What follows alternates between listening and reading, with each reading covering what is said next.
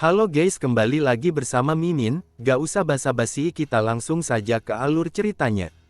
Beberapa hari setelah keberangkatan mereka dari Wano, topi jerami berada di zona iklim yang sangat dingin saat mereka mendekati pulau berikutnya. Mereka menemukan Wam Edi raksasa, dan melihat seseorang terperangkap di dalamnya. Zoro memotong pusaran air untuk membebaskan mereka, dan jewelry Bonnie muncul dalam bentuk anak-anak. Luffy melompat di udara dan merentangkan tangannya untuk menangkapnya serta chopper yang tertiup ke laut, tetapi Sunny dan kru kemudian diserang oleh Mecha Shark, hiu raksasa yang terbuat dari logam. Saat Luffy, Bonnie, dan chopper jatuh ke laut, Jinbe pergi untuk menyelamatkan mereka sementara Franky mencoba mengemudikan Sunny keluar dari bahaya. Namun, Mecha Shark menembakkan torpedo homing dari mulutnya, menyebabkan Sunny terbalik dan tenggelam.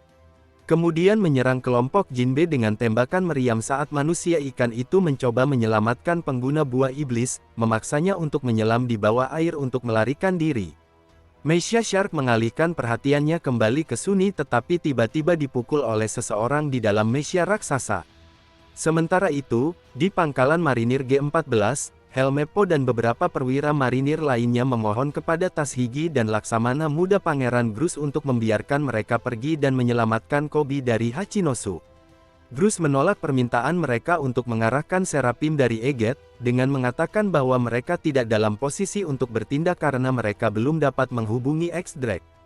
Jinbe membawa Luffy, Chopper, dan Bonnie ke pulau terdekat, di mana mereka mengeringkan pakaian mereka dan menjadi hangat. Bonnie mengungkapkan siapa dia kepada Luffy dan memberitahu ketiga topi jerami yang terdampar bahwa mereka berada di Eget, sebuah pulau yang menjadi rumah bagi laboratorium penelitian Dr. Vegapunk dan dikatakan berada 500 tahun di masa depan. Dia mengungkapkan bahwa dia datang sendirian karena dia ada urusan dengan Vegapunk, meskipun kapalnya dimakan oleh Mecha Shark sebelum dia bisa mencapai pulau itu.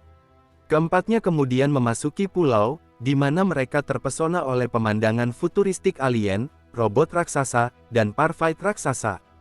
Namun, setelah berinteraksi dengan mereka, mereka segera menyadari bahwa itu semua adalah hologram. Kesal, Luffy meninju seorang gadis robot besar yang berbicara kepadanya, hanya untuk mengetahui bahwa itu nyata ketika dia dipukul kembali. Dia terlempar ke mesin makanan otomatis, yang sangat senang ditemukan oleh para bajak laut dan mulai bermain-main dengannya. Saat mereka memakan makanan yang diberikan oleh mesin, gadis itu mulai menjelaskan beberapa teknologi di sekitar mereka. Island AC yang menjaga pulau tetap hangat meskipun merupakan pulau musim dingin, dan light pressure glove miliknya yang memungkinkannya berinteraksi dengan hologram. Ketika ditanya siapa dia mengaku sebagai Dr. Vegapunk, meskipun Bonnie, yang mengatakan bahwa dia mengenal Vegapunk yang asli, langsung mengklaim bahwa dia berbohong. Sementara itu, Mecha yang menabrak Mecha Shark mengangkat Sunny keluar dari laut, bersama dengan sisa topi jerami dan seorang wanita muncul darinya, mengatakan Mecha Shark adalah ciptaan yang dia buat untuk menjaga pulau, tetapi bertindak serba salah karena keinginan utamanya untuk memakan kapal. Wanita itu kemudian juga memperkenalkan dirinya sebagai Dr. Vegapunk, yang sangat mengejutkan topi jerami. Namun, ketika Robin mempertanyakan ini, mengetahui fakta bahwa Vegapunk seharusnya seorang pria tua, wanita itu menjelaskan hal ini dengan mengungkapkan bahwa dia adalah Punk 02, Lilith, bukan Stella yang asli, sebelum menuntut topi jerami untuk menyerahkan harta mereka dan mengelilingi mereka dengan senjata binatang laut raksasa. Namun, Punk 01, Saka menghubungi Lilith, memarahinya karena menjarah dan memperingatkannya tentang bahaya yang dia hadapi, terutama dari Zoro dan Robin. Setelah dia menyadari hal ini, Zoro kemudian mulai membuat tuntutan, dengan Saka, yang tertarik pada kru, menurutinya. Mecha raksasa itu kemudian terbang bersama Sunny ke bagian atas pulau, Labo Fase, saat Lilith menjelaskan bagaimana mesin itu saat ini hanya bisa bekerja di sekitar pulau, dan bagaimana awan di sekitar puncak adalah awan pulau dan bahwa area bawah adalah Fabirio Fase perumahan. Topi jerami, kecuali Zoro dan Brook, yang tetap bertugas menjaga kapal, kemudian turun dan memperoleh beberapa pakaian baru. Sementara kedua pendekar pedang itu minum teh di kapal, mereka melepaskan Keribu dan menyuruhnya turun, meskipun dia protes karena pulau itu adalah pulau pemerintah.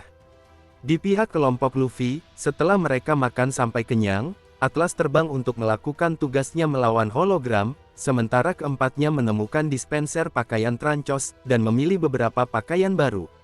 Namun, saat mereka berkeliaran, seorang pasifista yang bertugas polisi menyerang mereka, karena tidak membayar pakaian dan makanan. Ketika Luffy mencoba melawan, Bonnie campur tangan, sambil menangis mengungkapkan bagaimana Bartolomeu Kuma adalah ayahnya. Diketahui mereka akhirnya berhasil melarikan diri berkat kemampuan buah iblis Bonnie yang mengubah Luffy dan Chopper menjadi tua, sementara Jinbe dan Bonnie menjadi anak-anak, mengelabui deteksi cyborg itu. Jinbe kemudian mengungkapkan apa yang dia ketahui tentang Kuma, seperti bagaimana dia adalah raja kerajaan Sorbet tetapi diusir karena tiraninya sebelum berafiliasi dengan tentara revolusioner hanya untuk ditangkap dan dipenjara seumur hidup. Dia mengungkapkan bahwa berkat Vegapunk yang tertarik padanya, Kuma memperoleh kebebasannya sebagai panglima perang dengan mengorbankan tubuhnya untuk sains. Namun, ketika Bonnie menyelamatkan barang-barang dari tumpukan barang bekas, dan menemukan pedang sinar dalam prosesnya, dia membantah banyak fakta tersebut, dan percaya ayahnya tidak akan rela mengorbankan dirinya demi ilmu pengetahuan karena tampaknya Kuma adalah bagian dari ras tertentu yang tidak diketahui. Di laut, sebuah kapal dari pemerintah dunia menuju Egghead. Di atas kapal, Rob Lucci, Kaku dan Stussy sedang membahas misi terbaru mereka, pembunuhan Vegapunk. Ternyata Dr. Vegapunk, entah bagaimana membagi dirinya di antara 6 orang lagi, yang disebut satelit, karena dia memiliki terlalu banyak hal yang harus dilakukan. Dalam proses pengiriman SBR, ketiganya harus membunuh semua Vegapunk dengan kerusakan sesedikit mungkin di lab. Ketika Lucci merenungkan apakah perintah ini karena apa yang terjadi pada Lulusia, agen lainnya memperingatkannya agar tidak bertanya tanpa perlu. Pada waktu yang hampir bersamaan Saka, setelah meramalkan kematiannya yang akan segera terjadi, menghubungi Dragon untuk memberitahunya sesuatu. Sementara itu, di lautan Pulau Winner, Polar Tang sedang diserang, dan bajak laut Har tiba-tiba terserang penyakit yang mulai mengubah mereka menjadi wanita. Terpaksa muncul ke permukaan, mereka segera menemukan penyerang mereka, bajak laut Kurohige, menunggu mereka. Lau melawan feminisasinya dengan haki dalam jumlah besar, dengan Doki, orang yang menyebarkan penyakit itu dengan kemampuan siku-siku Nomi miliknya, berkomentar bahwa dengan melakukan itu, obatnya juga akan menyebar di antara kru. Van Augur kemudian menggunakan kemampuan Wapu-Wapu Nomi miliknya untuk memindahkan Yesus Burgess ke pulau itu, yang menggunakan kemampuan Riki-Riki Nomi miliknya untuk melemparkan gunung ke bajak laut Har, meskipun Lau melawannya dengan OP-OP Nomi. Teach sendiri muncul dengan Doki di atas Stronger, yang sekarang bisa terbang berkat Uma-Uma Nomi, model Pegasus. Terungkap bahwa Kapten Kurohige meluncurkan penyergapan ini untuk mencuri salinan Rod Poneglyph milik Lau. Kaisar Lau kemudian menggunakan kemampuan kebangkitannya Errum, amputate pada Stronger untuk membuat mereka jatuh, meskipun tidak sebelum Teach menggunakan Gurash untuk mengguncang bajak laut hati dan pulau itu dengannya. Doki kemudian melemparkan sekeranjang apel peledak ke musuh-musuhnya, tetapi Sachi menangkalnya dengan menyemburkan semburan air untuk mencegat bom. Beppo kemudian mengidentifikasi posisi Augur dan meminta Jin Bard mencegat tembakannya yang ditujukan ke Lau. Lau menghadapi Blackbeard, menggunakan Karum, Sok Willy melawan Kaisar. Augur menyelamatkan Teach menggunakan teleportasinya sebelum menempatkannya di depan Lau, dan saat keduanya bertarung lagi, Teach menggunakan Kurouzunya. Sementara itu, bajak laut hati menunjukkan kemampuan bertarung mereka di air dengan menyerang kapal bajak laut Kurohige dari bawah air. Di markas besar marinir, Laksamana Armada Sakazuki mengungkapkan rasa frustrasinya atas ketidakmampuannya untuk melakukan apapun, saat ia menerima berita tentang kedua kru yang bertarung. Dalam labo fase Egghead, saat topi jerami memasuki lab, mereka kagum dengan teknologi, seperti eskalator dan pintu fase tembus, sementara Lilith menjelaskan mekanisme pulau itu ditenagai oleh api. Para kru segera kehilangan pandangan Lilith tetapi dipandu ke sebuah ruangan oleh Edison melalui sistem pengeras suara, di mana mereka bertemu S-Shark. Serapim pasifista milik Jinbe, lambat oleh kombinasi laser S-Shark, karate manusia ikan, fisik lunarian, manusia ikan, modifikasi cyborg dan kemampuan yang mirip dengan Sui-Sui Nomi. Pertarungan itu debil menahan para bajak laut dengan memagnetisasi sepatu DOM yang mereka kenakan ke lantai. Ternyata, Pertempuran itu adalah sebuah untuk menguji S-Shark dalam pertempuran sesungguhnya. Saka kemudian bertanya. Dia melanjutkan dengan menyatakan bahwa teknologi yang mereka gunakan sebagian besar adalah yang mereka ciptakan kembali dari kerajaan kuno dari 900 tahun yang lalu. Saat dia terus berbicara, Robin menyadari bahwa dia mengacu pada abad kekosongan, dengan Saka memperluas bahwa dia berteori bahwa O'Hara menemukan keberadaan kerajaan dan bahwa yang kemudian dikenal sebagai pemerintah dunia, yang memenangkan perang dan menghapus Kang eksentrik namun disegani di masa mudanya, yang karismanya membantu menjadikan O'Hara sebagai tanah suci arkeologi. Beberapa bulan setelah insiden O'Hara, Vegapunk mengunjungi sisa-sisa pulau itu untuk memberi penghormatan, di mana ia menemukan pemandangan sebuah danau yang penuh dengan buku, tindakan terakhir, dan dengan demikian, mengamankan kemenangan O'Hara. Mendengar ini, Robin teringat perpisahan dengan ibunya dan sesama arkeolog, dan menyadari apa yang diinginkan ibu dan teman-teman lamanya, yang membuatnya menangis. Tentang penemuan O'Hara sebelum bertanya di mana buku-buku itu sekarang. Saka kemudian menguraikan cerita itu, menyatakan bagaimana danau-danau itu dikeruk dari buku-buku oleh raksasa-raksasa Elbaf, yang dipimpin oleh seorang raksasa yang ditutupi perban. Vegapunk mengetahui identitas mereka dari Dragon, yang datang lebih awal untuk memberikan penghormatan, dan mengetahui siapa mereka langsung dari mereka. Saat keduanya memberikan penghormatan, Dragon yang saat itu menjadi Kapten Freedom Fighters, mengungkapkan rasa jijiknya tidak hanya pada apa yang dilakukan pemerintah dunia terhadap O'Hara, tetapi juga pada Vegapunk karena menolak kelompoknya dan bekerja untuk mereka, meskipun ilmuwan itu bersikap praktis dengan menyatakan bahwa kelompok mereka yang malang tidak dapat mendukung penelitiannya. Dragon kemudian menyatakan bahwa ia akan menciptakan pasukan yang dapat melawan ketidakadilan pemerintah dunia, yang diragukan Vegapunk karena sifat pasifis Dragon. Namun, sebelum akhir tahun itu, Dragon, bersama dengan Kuma dan Ivankov, mendirikan pasukan revolusioner. Sementara topi jerami terkejut dengan semua pengungkapan ini, Saka terus mengatakan bagaimana Vegapunk kemudian mengunjungi Elbaf dan membaca semua buku dari O'Hara, dengan semua pengetahuan itu ia kemudian menyeret topi jerami ke ruang monitor menggunakan sepatu DOM mereka, yang memungkinkan mereka melihat kapten mereka dalam pengawasan. Sementara itu, di Fabirio Pace, kelompok Luffy berhasil tersesat dan tersandung pada Iron Giant di Scrub Heap, dengan Luffy dengan gembira ingin menungganginya. Namun, tiba-tiba, sesuatu berdampak pada mesin, dan saat berikutnya mereka menemukan seorang pria setengah menempel pada Iron Giant, berseru bagaimana eksperimen warpingnya gagal. Apa yang terjadi pada kepalanya, yang Vegapunk dengan santai menjawab bahwa itu tumbuh terlalu besar, dan dia harus memotongnya, meskipun dia terkejut ketika Luffy bertanya apakah dia sekarang bodoh. Vegapunk kemudian menjelaskan bahwa, meskipun ia sudah menjadi seorang jenius, ia telah memakan nomi, yang memungkinkannya untuk menyimpan pengetahuan dalam jumlah tak terbatas tetapi menyebabkan otaknya terus tumbuh untuk mengakomodasi. Tapi karena terlalu besar, ia mengubah otaknya menjadi Pangrikots, telur raksasa tempat Labofase terkandung, dan ia dapat mengakses semua informasi ini berkat antena atas apel yang ia gantikan dengan otaknya. Ia kemudian menjelaskan tentang satelitnya, masing-masing berisi aspek kepribadiannya, dan bagaimana ia membagi pekerjaannya di antara keenamnya, dengan mereka semua memperbarui pengalaman dan ide mereka ke Pangrikots setiap hari.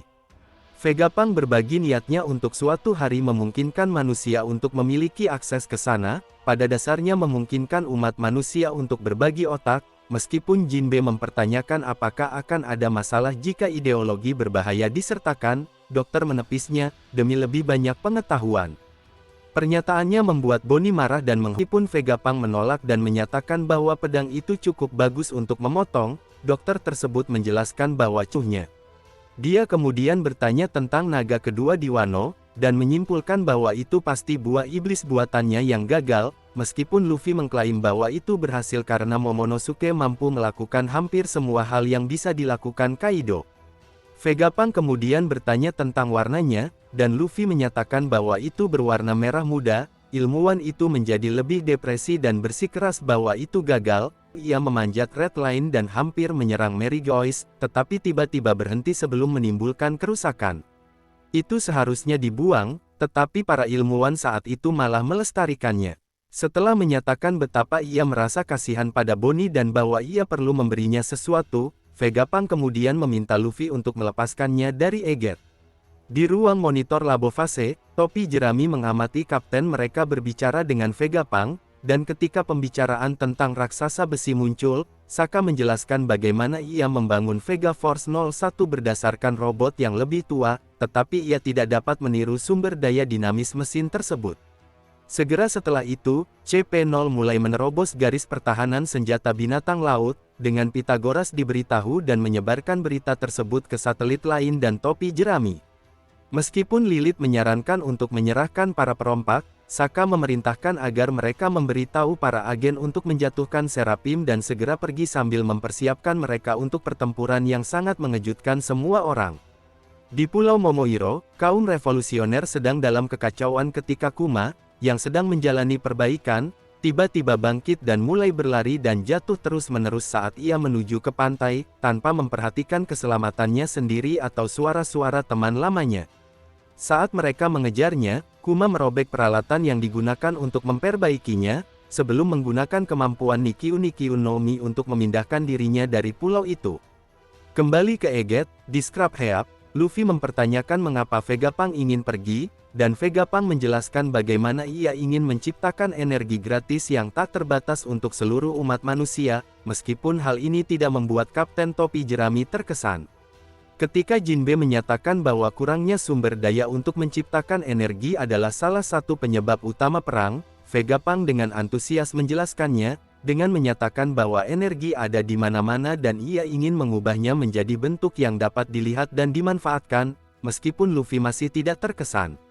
Ilmuwan itu kemudian mengungkapkan bahwa penelitiannya tentang hal ini membuatnya menyelidiki energi kuno, yang merupakan sumber kekuatan Iron Giant. Hal ini dan kematian Profesor Clover pada akhirnya memotivasinya untuk melanjutkan penelitian awal Clover tentang Void Century. Percakapan mereka kemudian terputus oleh ledakan yang disebabkan oleh pendaratan CP0 di pulau itu, yang mendorong Vegapunk untuk mengakhiri semuanya dengan menyatakan bahwa pemerintah telah mengetahui tindakannya dan sekarang mereka ingin menyingkirkannya. Setelah menjelaskan secara singkat apa itu CP0 kepada Luffy, ia kembali meminta topi jerami untuk membawanya, yang disetujui oleh sang kapten, karena ia menganggap kepala ilmuwan itu lucu. Vegapunk kemudian memutuskan mereka harus berkumpul lagi di Labo Fase dan meminta mereka membawa Bonnie bersama mereka, dan setelah Luffy setuju, ilmuwan itu benar-benar menghilang di depan mata mereka.